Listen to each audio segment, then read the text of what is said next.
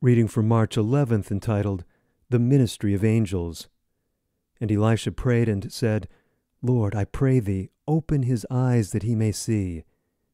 And the Lord opened the eyes of the young man, and he saw, and behold, the mountain was full of horses and chariots of fire round about Elisha. 2 Kings chapter 6, verse 17. How few contemplate the unseen agencies. Men are acting their part either for God or for Satan, the prince of light or the prince of darkness. All heaven is intensely interested in human beings who seem to be so full of activity and yet have no thought for the unseen. Their thoughts are not on the Word of God and its instruction. If they would appropriate the Word of God, they would be astonished that there are agencies, good and evil, observing every word and deed. They are in every assembly for business transactions, in councils, and in meetings for the worship of God. There are more listeners in these public assemblies than can be seen with the natural sight, and every man has his work to do.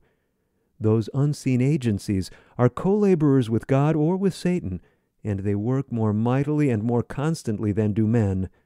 Sometimes the heavenly intelligences draw aside the curtain that hides the unseen world, that we may have our minds withdrawn from the hurry and rush, and consider that there are witnesses to all we do and say when we are engaged in business, or when we think ourselves alone. The Lord would have our perceptions keen to understand that these mighty ones who visit our world have borne an active part in all the work which we have called our own. These heavenly beings are ministering angels, and they frequently disguise themselves in the form of human beings. As strangers, they converse with those who are engaged in the work of God. In lonely places, they have been the companions of the traveler in peril.